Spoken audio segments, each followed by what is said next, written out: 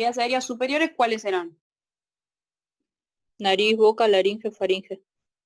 Perfecto. Esto que está acá, ¿qué suponen que es? Eso verde que se ve ahí. La epiglotis. Epiglotis. Epiglotis. Excelente, muy bien, perfecto. Acá, sí, ya a partir de la tráquea, sí, ya empiezan las vías aéreas inferiores, que van a ser tráquea, bronquios, bronquiolos, sí, bronquiolos, y ya en la parte más externa y no se llega a ver, pero ese circulito, como yo marqué, estoy indicando los alvéolos, ¿sí? Que si nos vamos para acá, es como si hiciéramos un zoom, ¿sí? Los alvéolos tienen como si fuera una estructura, por así decirlo, globosa, ¿sí? Tienen como forma de muchos globitos, si se ve ahí. Imagínense que los cortamos al medio como si fuera una manzana, ¿sí? Y sacamos la parte de arriba, ¿sí? Lo veríamos de la parte interna y agrandado, el alvéolo sería así, ¿sí? Más o menos. ¿Bien? Este dibujo representa un alvéolo que yo lo corté a la mitad y estoy mirando la parte interna. Esto sería como en la parte interna del alvéolo, ¿sí? Esto rosa que se ve acá, ¿sí? Esto sería la membrana alveolar. ¿Bien?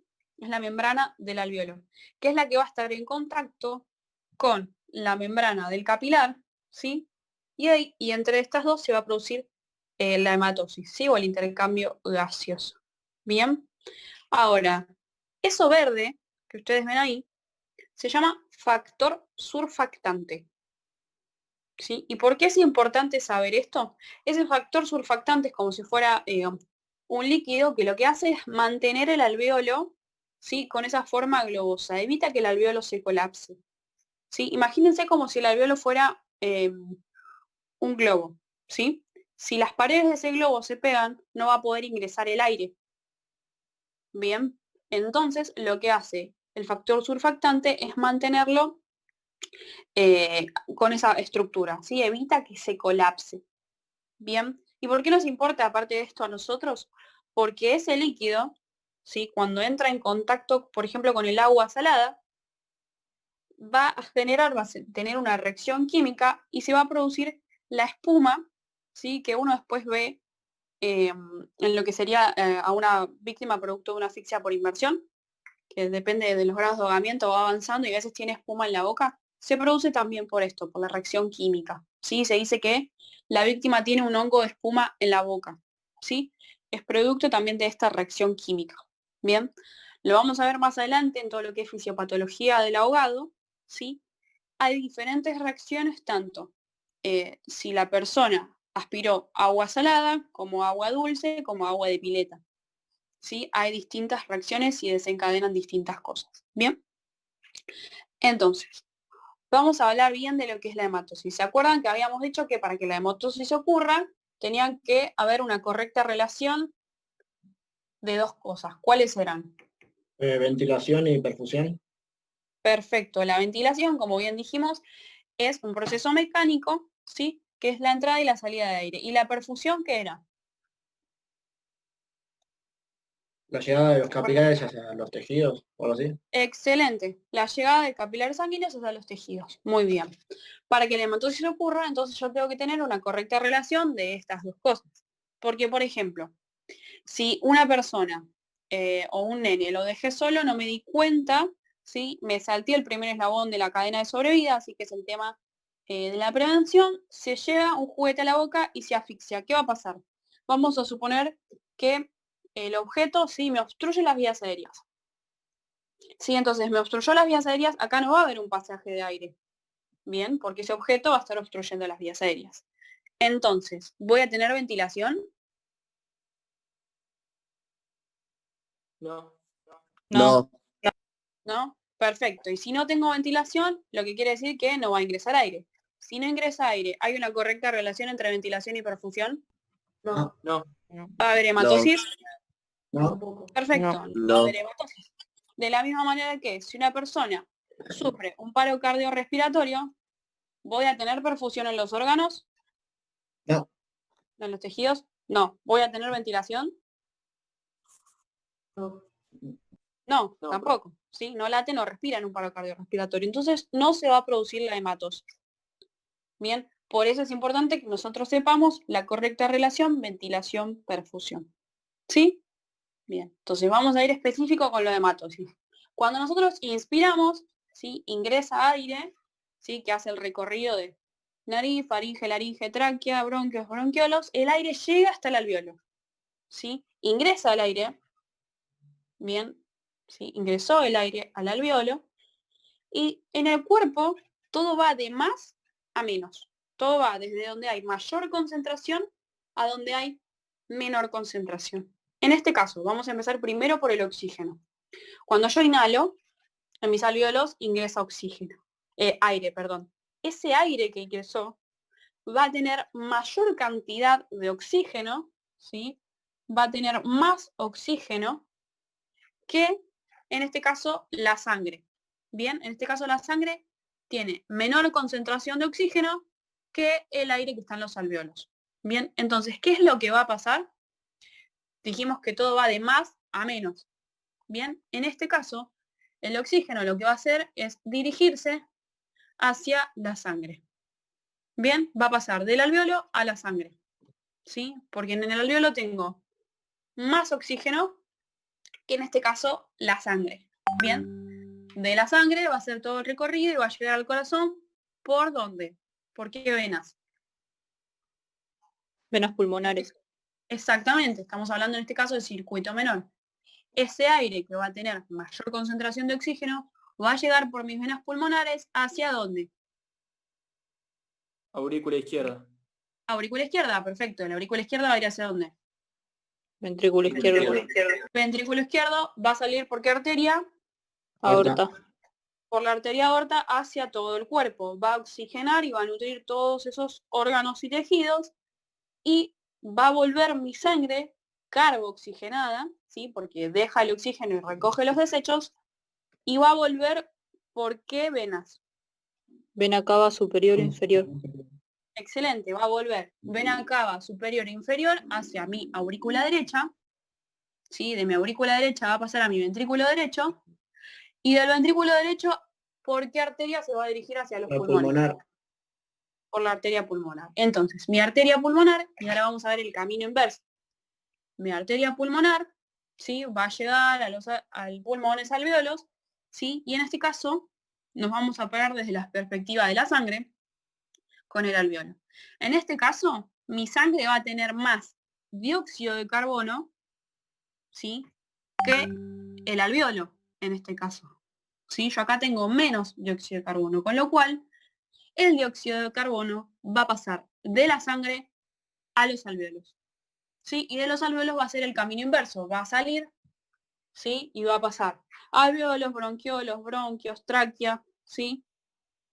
Laringe, faringe, fosas nasales, ¿sí? Hace el camino inverso. ¿Se entendió o se marearon? Sí, una consulta. Esto, o sea, siempre como que empareja la concentración, ¿no? Como... Sí. Uh-huh. Pero, por ejemplo, cuando viene con la sangre carboxigenada, ¿qué significa? ¿Que se vacía, por ejemplo, esa sangre de todos esos desechos o simplemente se empareja esa concentración? No, siempre va a mantener el equilibrio. Y esto va a pasar en simultáneo. Yo se los expliqué por separado para que a ustedes les quede más claro, ¿sí? Pero generalmente yo voy a tener, en este caso, más dióxido de carbono en sangre que lo que serían los alvéolos, ¿sí? Eso se va a generar siempre. Porque esto es en menos de un segundo, ¿me explico? Lo hacemos constantemente, ¿sí? Sí. Pero el cuerpo siempre mantiene este equilibrio. Todo va de más a menos. En distintas cosas, por diferencia de presión, cuando respiramos, por diferente cantidad de concentración y demás. Siempre va desde donde hay más a donde hay menos, ¿sí? Justamente para tener mantener el equilibrio. ¿Quedó claro? ¿Te respondí? Más o menos, pero si no, después pregunto mejor. Tranquilo. Porque sí, no, quizás no terminé de entender por ahí la pregunta. Bueno, no importa, después pregunto mejor, porque yo... Gracias igual, profe. No te preocupes, si no después me preguntas. Bien, perfecto. Entonces, ¿los demás quedó claro? ¿Cómo funciona la hematosis? Sí. Sí, sí. ¿Quedó todo claro? Ah, genial. Buenísimo, perfecto. ¿Y por qué volvimos a ver el tema de circuito mayor y circuito menor así por arriba? Porque es acá donde ambos sistemas se fusionan, ¿sí? Porque en este caso voy a tener el sistema circulatorio y el sistema respiratorio fusionados y es donde vamos a tener, y que si ven el programa va a decir fisiología cardiorrespiratoria, ¿sí? Nos vamos a referir a esto. ¿Bien? Perfecto. Bueno, ¿quedó claro entonces? ¿Alguno quiere que le haga screen a algo o no sé? ¿O está bien? ¿No? Está bien. Listo. Perfecto. Bueno, vamos a hacer así. Salgo de acá y paso a la compu. Así seguimos con el PowerPoint.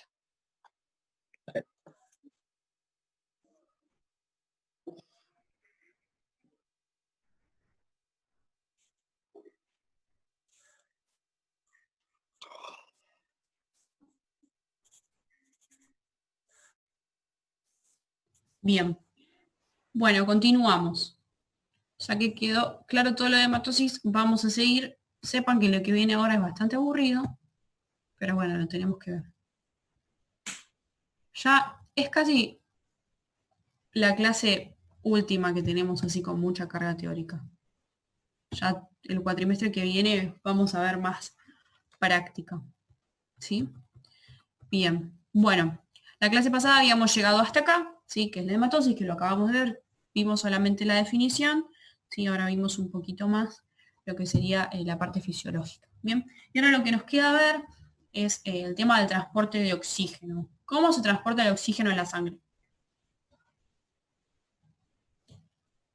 A través de los glóbulos rojos.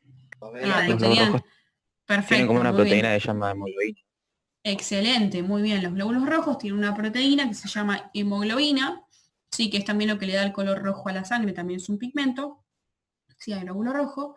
Bien, ¿qué es lo que hace esta hemoglobina? Esta hemoglobina capta, sí, en este caso el oxígeno, y el oxígeno ingresa al glóbulo rojo y así se distribuye a través de la sangre, llegando hacia los tejidos.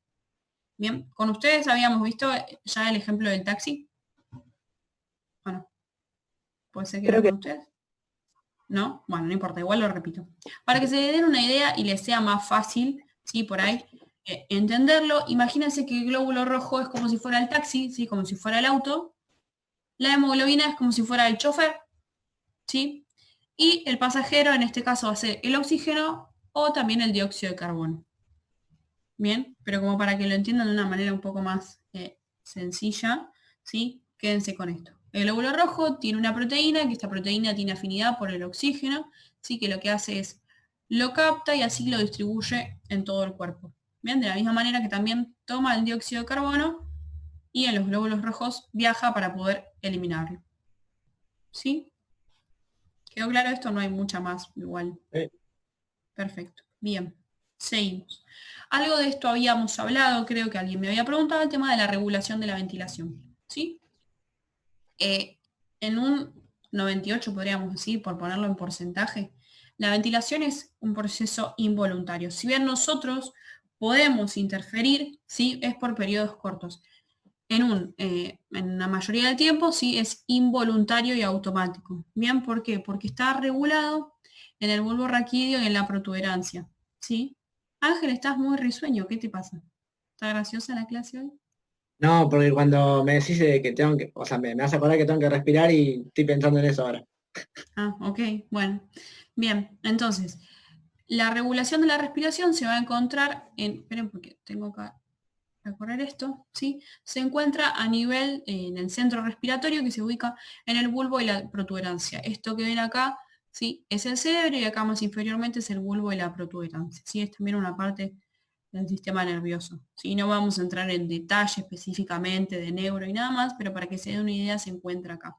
Es por eso que también cuando una persona se encuentra en cualquier tipo de trauma, siempre evitamos, ¿sí? Tocar la zona de la nuca. Bien, ¿por qué? Porque justamente es donde se encuentra la zona del centro respiratorio. Por eso van a ver que cuando se realiza una hiperextensión cervical, siempre se corrige eso, no se toca la nuca, porque hay mucha gente que tiende a querer tocar la nuca. No, evitemos tocar la nuca, ¿sí? Cuando hiperextiendo simplemente tomo frente y mentón, ¿sí?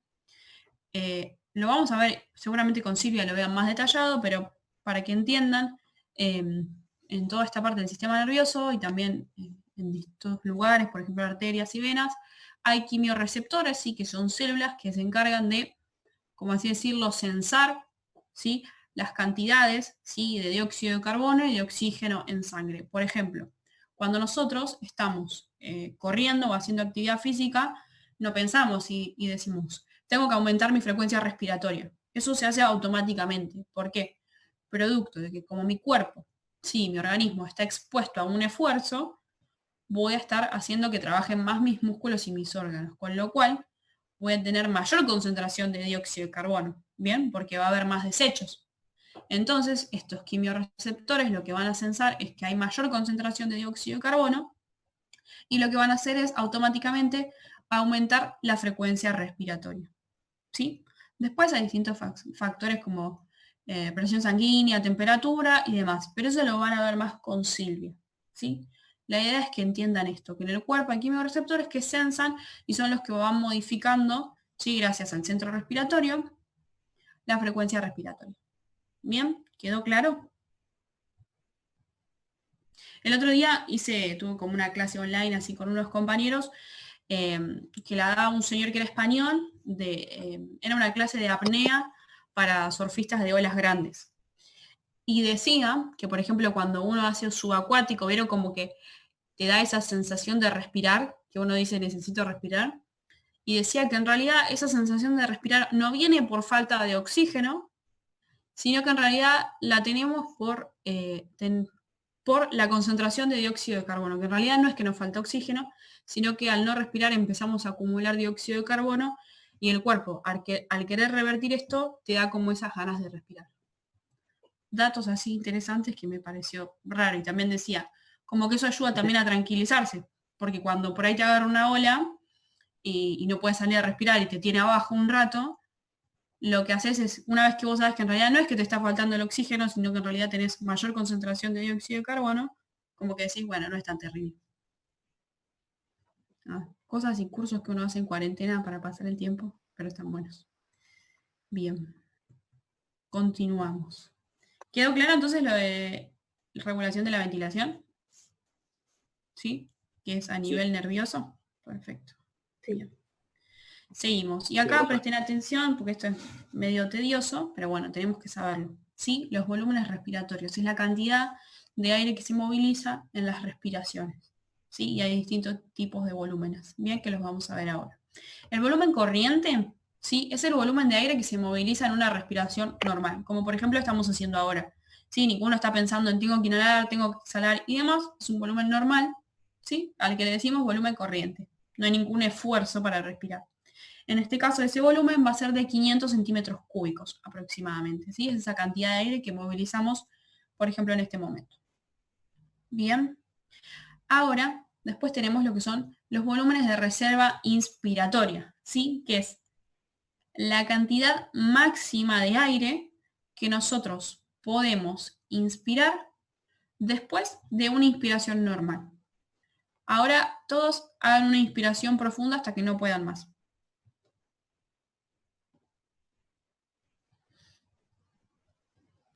Vieron que llega un momento en el que ya no ingresa más aire. ¿Por qué? Porque esa es su capacidad máxima de inspiración. ¿Sí? Es su capacidad máxima en cuanto a la cantidad que pueden inspirar de aire. En este caso, aproximadamente, ¿sí? Va a ser de 1500 centímetros cúbicos. ¿Bien? Como bien dice ahí, es la máxima cantidad de aire que podemos inspirar luego de una inspiración normal. ¿Bien? Después tenemos el volumen de reserva expiratorio, ¿sí? O expiratoria, que es exactamente lo mismo que vimos antes con la inspiración, pero en la expiración, ¿sí? Entonces en este caso es la máxima cantidad de aire, ¿sí? Que movilizamos después en una expiración, luego de una expiración normal, ¿sí? Ahora, sí. Con la expiración normal, no es expiración profunda, o sea que cuando expiramos normalmente nos sacamos todo el aire. No. ¿Cómo así? Exactamente. Solamente movilizás una parte mínima. Por ejemplo, yo lo hablo mucho esto con mi mamá, es profesora de yoga y en yoga se utiliza muchísimo la respiración. Y se dice esto, ¿no? Que nosotros nunca, como que no terminamos de renovar todo el aire en nuestros pulmones, siempre como que vivimos con lo mínimo, que en realidad es este volumen corriente. ¿Sí? Pero cuando uno en realidad hace una respiración más consciente y más profunda en este sentido, ¿sí? Recién ahí es como que empezás a renovar el aire. Pero si no, estamos como en el volumen corriente siempre. ¿Sí? Bien. Entonces, en el volumen de reserva expiratorio es exactamente lo mismo, como habíamos dicho. Ahora háganlo, expiren hasta que no puedan más. Hagan una expiración súper profunda.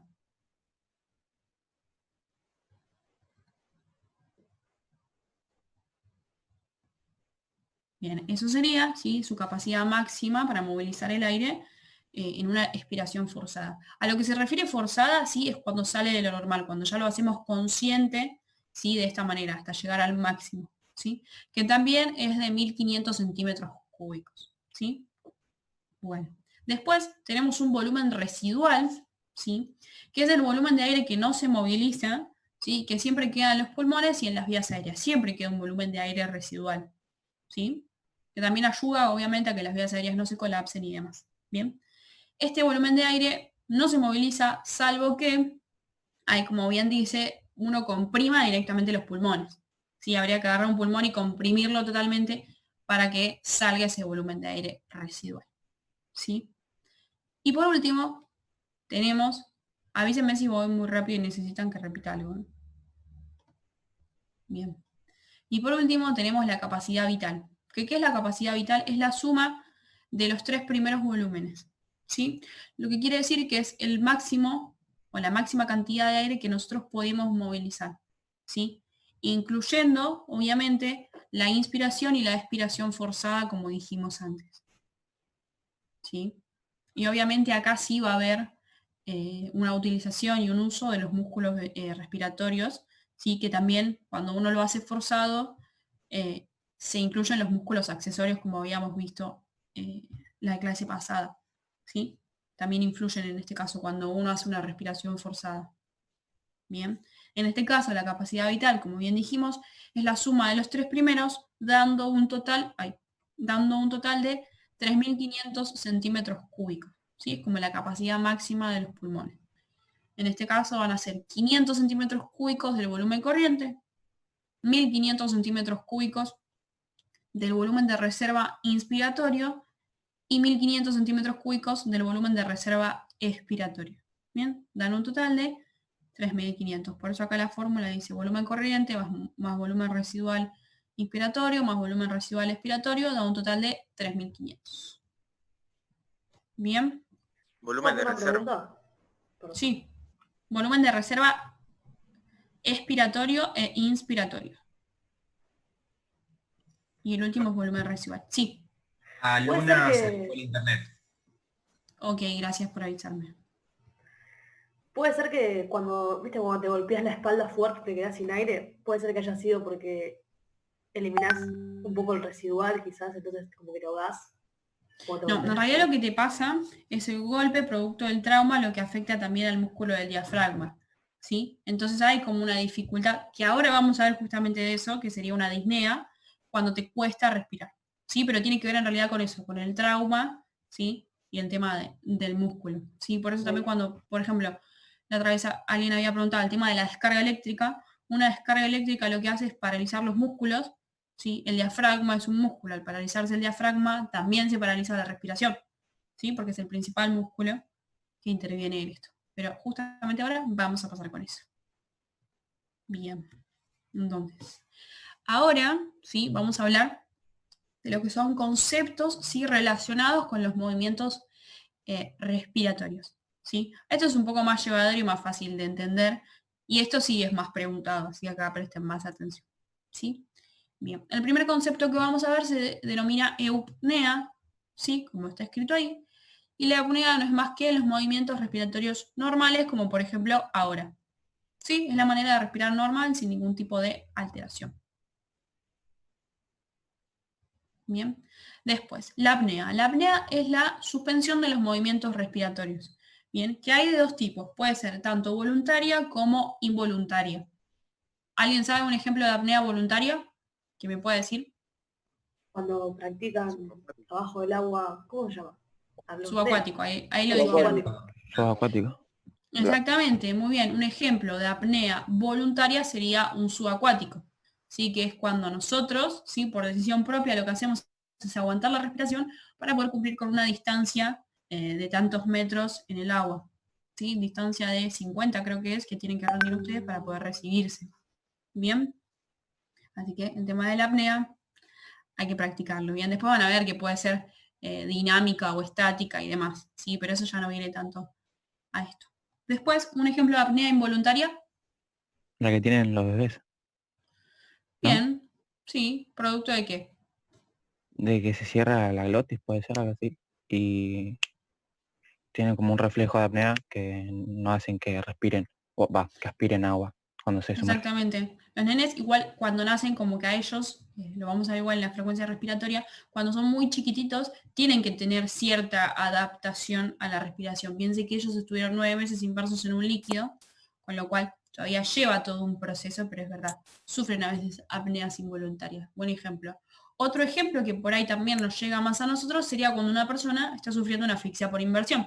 En este caso, cuando una persona no se puede mantener más a flote, ¿sí? Se hunde y al hundirse, ¿sí? ¿Qué va a pasar? En el agua colapsa, todas las vías aéreas se llenan de agua y no puede respirar.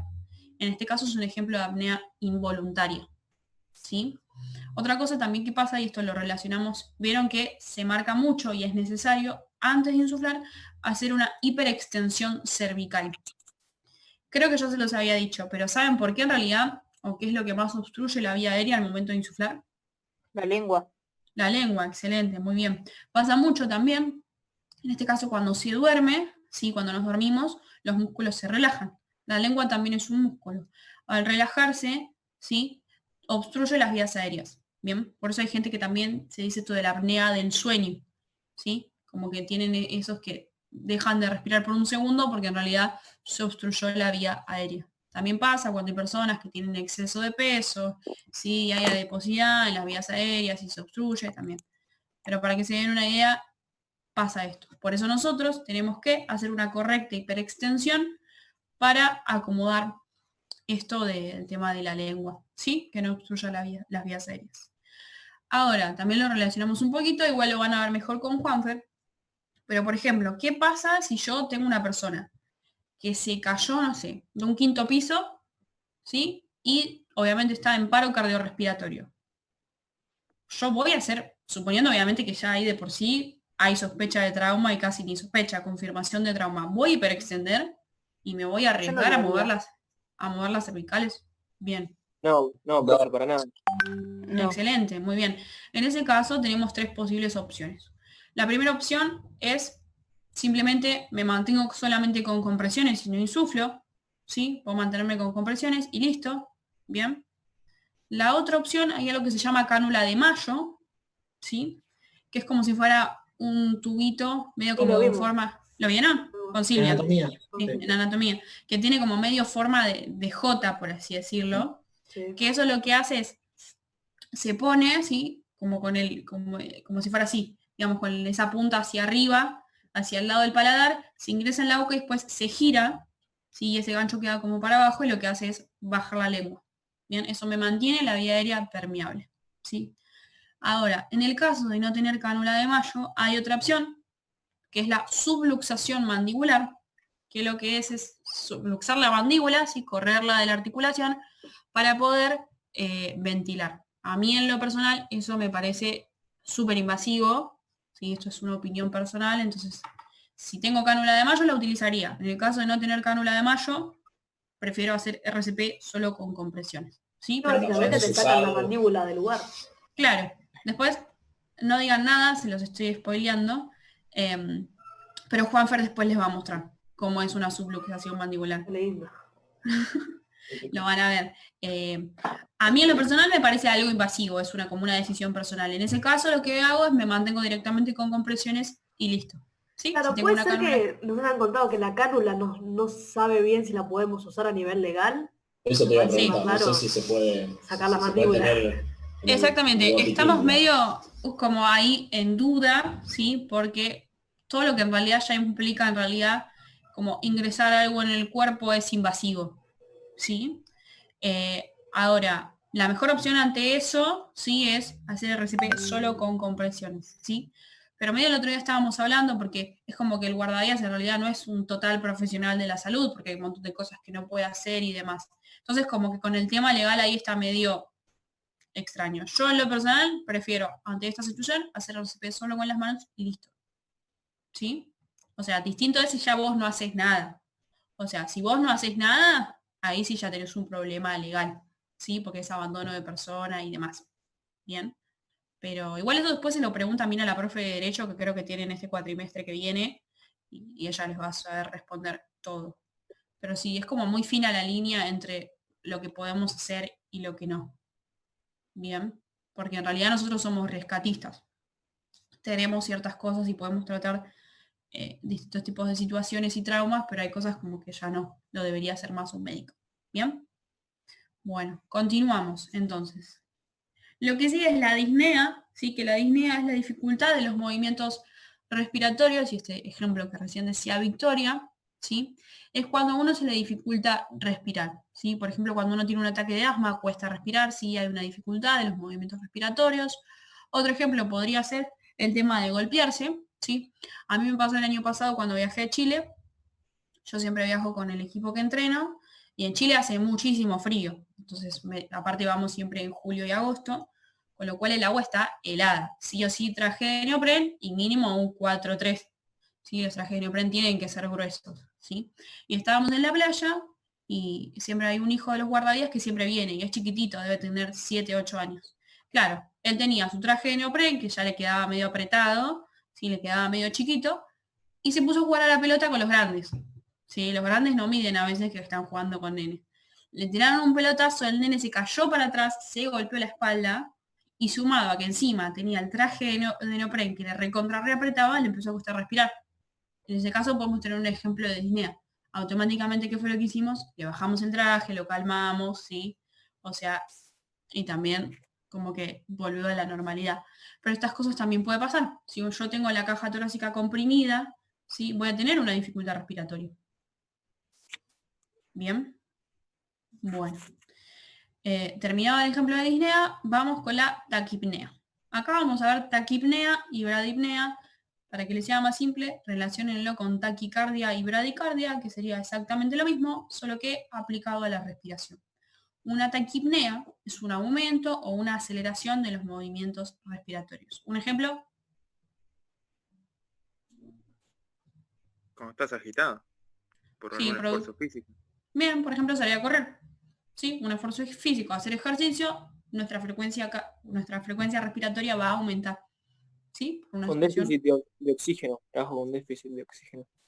Muy bien, vamos a tener que aumentar nuestra respiración para poder tener un mayor adquisición de oxígeno. Excelente. Bien. Después, la bradipnea es la disminución de los movimientos respiratorios. Un ejemplo. Esta siempre se les complica. Y por ejemplo, cuando te baja la presión, también generalmente tenés bradipnea. Más que nada, Eso vamos a hacer de lo más para hacer sencillo. un acuático. Bien, ahí en realidad tenés una disminución, pero una suspensión, perdón. Pero por ejemplo, ¿qué hacen ustedes o qué materia tienen mayormente en la semana? Natación. Natación, bien, ¿y cuándo? Perfecto, y nadar, uno cuando nada desciende sus movimientos respiratorios, ¿sí? A medida que uno va teniendo mayor o vas mejorando en el deporte, vas respirando cada menos brazadas. Bien, no es que nosotros todo el tiempo sacamos la cabeza para respirar. ¿Sí? Uno cuando ya se va adaptando al medio, a veces respiras cada 2, 3 o 4 brazadas. ¿Sí? De hecho, mientras menos respiras, mejores en el rendimiento en el agua. ¿Sí? Si uno respira todo el tiempo, es como que vas yendo más lento. ¿Sí? Igual eso los nadadores lo van a tener más claro. Bien, entonces un ejemplo de bradipnea podría ser el tema de nadar. Esos después, son conscientes igual, profe. Claro, sí, obviamente. Los que son más Después, inconscientes serían en accidentes solamente, ¿no? O... Claro, ya ahí serían más de patologías, ¿sí? Claro. Cuando ya no sería en estado normal. Ya hay algo que te estén viendo que vos respires. ¿Bien? Después, por ejemplo, vamos a hablar de la hipoxia, así que la hipoxia es la falta de oxígeno en los tejidos. Esto puede ser tanto bueno como malo. Por ejemplo, la misma situación de natación. Hay veces que los profes les van a decir, hace 25 metros y respirá cada 2 brazadas. Volvé y respirá cada 4. Volvé y van haciendo a 25 y cada vez respiran cada más brazadas. Eso va a ser un trabajo hipóxico, ¿sí? Ahí van a tener una falta de oxígeno que en realidad después les va a traer una mejoría a nivel entrenamiento, ¿sí? Pero después una hipoxia puede ser cuando hay un infarto, ¿sí? Si a mí se me tapó una arteria, ¿sí? Va a haber una arteria cardíaca, por ejemplo, ¿sí? Las coronarias, va a haber una parte de mi corazón que no va a recibir oxígeno, va a estar sufriendo una hipoxia, ¿sí? Que si yo esa hipoxia, no yo, sino esa hipoxia se mantiene durante un tiempo, va a terminar en algo que se llama anoxia, ¿sí? Que la anoxia es la falta total de oxígeno, ¿sí? Y obviamente después va a terminar en una necrosis, ¿bien? Que es la muerte del tejido. ¿Quedó claro entonces esto? ¿Sí? Sí, profe. Bien. Sí, Perfecto. profe. Bien, vamos a seguir. Y acá ya es el último tema, bien. Y vamos a hablar de la frecuencia respiratoria. ¿Qué es la frecuencia respiratoria? Es la cantidad de veces que nosotros respiramos en un minuto. ¿Sí? La cantidad de veces que se respira en un minuto, ¿sí? Y hay distintos valores de acuerdo a las diferentes edades. Bien. Obviamente ustedes saben, no sé si lo vieron, cuando somos más chiquititos, como que el cuerpo está en un punto completo de desarrollo, entonces todo es como que va más rápido. Sí, hay más producción de glóbulos rojos, hay más producción de todo por una cuestión de crecimiento, entonces apenas nacen los bebés, respiran en un promedio en un minuto de 30 a 50 veces. Si un bebé cuando nace más o menos respira esta cantidad de veces, ¿sí? A partir de los 5 años esto disminuye, ¿sí? Se va a mantener más o menos en un rango de 20 a 35 veces por minuto. A los 10 años de 15 a 30 más o menos, a los 15 años de 15 a 20, ¿sí? Y una vez que uno ya llega a la adultez, a partir de los 18 años, ya se mantiene constante, ¿sí? Y va a ser dentro de 12 a 20 veces por minuto, ¿sí? Esto se mantiene. Más allá de que en la vejez suele esto mantenerse normal, ¿sí? Hay distintos factores, de acuerdo a que ustedes saben que las arterias se van endureciendo, a veces los pulmones también y demás, pero suele mantenerse constante, ¿sí? A veces en la vejez quizás sí hay un esfuerzo mayor en el movimiento respiratorio por una cuestión de que las respiraciones tienen que ser más profundas, ¿sí? Por esto que les decía del endurecimiento y demás. Pero generalmente se mantiene constante, ¿sí? Y como bien aclara acá abajo, estos son valores en personas sin ningún tipo de patología. Bien, personas que no fuman, que no son asmáticas, ¿sí? Que no tengan ningún tipo de problema. Y acá, ¿por qué es importante para nosotros saber esto? Y ya nos vamos entrando en la tercera unidad. ¿Por qué? Porque a nosotros nos puede pasar que una persona no tenga pulso y que no respire, lo cual estaría en un paro cardiorrespiratorio. Bien, pero también puede pasarnos, ¿sí? De encontrarnos con una víctima que tenga pulso, pero no presente respiración. Bien, con lo cual esa persona estaría en un paro respiratorio, ¿sí? Si yo tengo una víctima en paro respiratorio, lo cual me indica que su corazón todavía está funcionando, no voy a hacerle compresiones, bien, porque no las necesita. En ese caso solamente lo voy a tratar con insuflaciones. Bien, ¿y por qué nos importa a nosotros saber la frecuencia respiratoria? Porque así tenemos una idea de cuántas insuflaciones por minuto le vamos a dar a la víctima, ¿sí? En este caso se trataría de la siguiente manera. En un adulto, ¿sí? Que tiene pulso pero no respira, yo le voy a proporcionar una insuflación cada 5 o 6 segundos. Lo que sería de la siguiente manera. Insuflo y cuento 1, 1, 1, 1, 1. ¿Sí? Vuelvo a insuflar y cuento 2, 2, 2, 2, 2. Y vuelvo a insuflar. ¿Y por qué cuento así? 1, 1, 1, 1, para no perderme. ¿Sí? Porque así sé por qué número de insuflación voy. Porque haciendo una insuflación cada 5 o 6 segundos, le voy a estar proporcionando en total, dentro de un minuto, de 10 a 12 insuflaciones. Bien, entonces, si yo las hago cada 5 segundos, yo ya sé que cuando llegue al 12, 12, 12, 12, 12, ya pasó un minuto de insuflaciones. Bien. Los ciclos de insuflaciones son de 1 minuto, distinto a RCP completo que son de 2. Bien. Igual esto es para adelantarlos, no se preocupen, si quedó medio ahí, lo vamos a ver más Profe, detallado. ¿cuántas insuflaciones entonces es? Perdón, me perdí. En el caso de un adulto, una insuflación cada 5 o 6 segundos. O sea, insuflo una vez y espero de 5 a 6 segundos. Vuelvo a insuflar y vuelvo a esperar de 5 a 6 segundos. Eso en el caso del adulto, ¿sí? En el caso del pediátrico lactante se trata a los dos de la misma manera, ¿sí? Pero va a ser de la siguiente forma. Voy a insuflar cada 3 o 4 segundos. ¿Sí? Entonces, en el caso de un pediátrico, por ejemplo, yo insuflo y cuento 1, 1, 1, 1. ¿Bien? Y llegué a 4. Y vuelvo a insuflar. ¿Sí? Y así sucesivamente hasta llegar a 1 minuto. ¿Bien? Profe, Sí.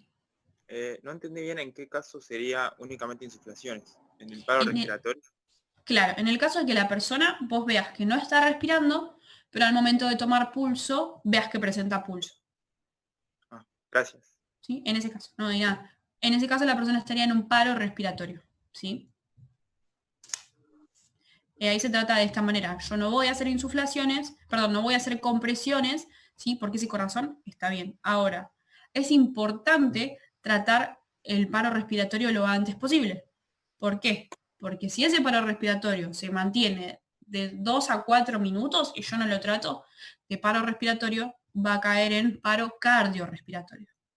Bien, por eso es importante tratarlo. Bien, y previo al paro respiratorio, si por ejemplo hay una obstrucción de la vía aérea, lo que quiere decir que, no sé, una persona estaba comiendo y se atoró, ¿sí? Está sufriendo una asfixia, yo lo que puedo hacer mientras la persona esté consciente, ¿sí? Es hacer la maniobra de Heimlich o la maniobra de desobstrucción, que lo vamos a ver también en la clase que viene. ¿Sí? Esa es una manera de poder eliminar el objeto que está obstruyendo la vía aérea. Una pregunta. Sí. ¿Estas insuflaciones las haces cuando la persona está acostada o ayuda también a ponerla en una posición semisentada? No, esto es siempre con la persona en el piso acostada, ¿sí? De cúbito dorsal. Siempre. Okay. Bien, la persona acostada, ¿sí? Y ya si vos tenés que hacerle insuflaciones, es porque la persona ya está inconsciente, ¿sí? Ok, si no reacciona después de las insuflaciones, pasaría a un paro No, cardíaco. lo que vas a hacer es, al minuto de las insuflaciones, vas a verificar pulso. Claro. Si verificás pulso y la persona sigue teniendo pulso, pero todavía no respira, haces otro ciclo de insuflaciones. Al minuto volvés a verificar. Lo mejor que te puede pasar es que recobre la respiración y lo pones en posición lateral de seguridad. Ahí sí. La vía aérea, recién ahí. Si pierde el pulso, ahí pasas a compresión. Exactamente. Si la persona ya después pierde el pulso, lo que vas a hacer es RCP completo. Compresiones e insuflaciones. Bien. Por eso yo les estaba diciendo, traten, porfa, y no se queden colgados con RCP, aunque sea lean, ¿sí? Por lo menos 1 o 2 veces durante este receso, para no olvidarse de estas cosas, porque vamos a empezar a ver más conceptos, ¿sí? Y se van a mezclar mucho. Bien, entonces, si ustedes tienen claro todo lo que vimos hasta ahora, no van a tener ningún tipo de dificultad. Pero sepan que después hay distintas cantidades de compresiones y insuflaciones y demás. ¿Sí? Va a variar mucho de acuerdo si la persona la saque del agua, si no, qué tipo de asfixia tiene y demás. ¿Sí? Pero la idea es esa, si ustedes llevan la materia al día, no van a tener ningún tipo de inconveniente. Mi consejo es ese, que ustedes lean un poco y lo tengan claro. Saben que si tienen alguna duda o consulta, no tengo ningún problema, me pueden consultar y les respondo. ¿Sí? Pero ténganlo al día porque es clave para el segundo cuatrimestre. Vamos a ver muchas cosas y muy específicas de la carrera. Bien, o sea, ya van a ser puramente relacionadas con el agua casi. ¿Sí? No vamos a ver tanto... Todo lo que vimos fue protocolo para legos, sería, ¿sí? En un principio, que es personas que no están en contacto con las situaciones de emergencia. Pero ya después vamos a empezar a la toma de pulso, tratar paro respiratorio, ¿sí? Si lo saco del agua es diferente, la cantidad de compresiones, voy a hacer ciclos de 15×2, si somos 2 y demás. ¿Sí? Hay insuflaciones previas cuando lo saco del agua, ¿sí? Por eso, tengan en claro esto para que no se les sea tan complicado el segundo cuatrimestre. Igual Bien. el de Hemlich entra como Lego también, ¿no? El de Hemlich entra como Lego, sí. Sí, no, se lo enseña, pero en realidad cuando vos ya hablas de desobstrucción de vía aérea y tratar paro respiratorio más que nada, no tanto Hemlich, ya es profesional de la salud. Al Lego no se le enseña a tratar el paro respiratorio. Se le dice, si la persona no responde, no respira, o respira de manera normal con jadeos y bloqueos, empezá a hacer RCP. ¿Sí? Nosotros tomamos pulso y distinguimos si es un paro respiratorio o es un paro cardiorrespiratorio. ¿Sí? Al Lego no se le dice toma pulso. Si ves que no respira, empezá con el RCP. ¿Bien? Porque lo más probable es que termine cayendo en un paro cardiorrespiratorio. ¿Sí? Se tiene como esta salvedad. Hasta que si vos a un Lego lo pones a que tome pulso, no es fácil tomar pulso, más sumado a la situación de estar nervioso y demás, aparte de una técnica para tomar pulso, bien, puede confundir su propio pulso con el de la víctima y pensar que tiene y no hace nada. Entonces fue más sencillo y la AJA dijo, no tiene, o sea, no responde, no respira, o respira de manera normal, a empezar con el RCP. Como que dijeron, hace algo, ¿sí? Más que nada. Así que bueno. Con esto terminamos la unidad. Sí. Consulta, ¿cuántos ciclos dijo que era de insuflaciones? En el caso de un adulto vas a hacer una insuflación cada 5 o 6 Sí. segundos en un minuto, que te va a dar un total de 10 a 12. Ah, listo, perfecto.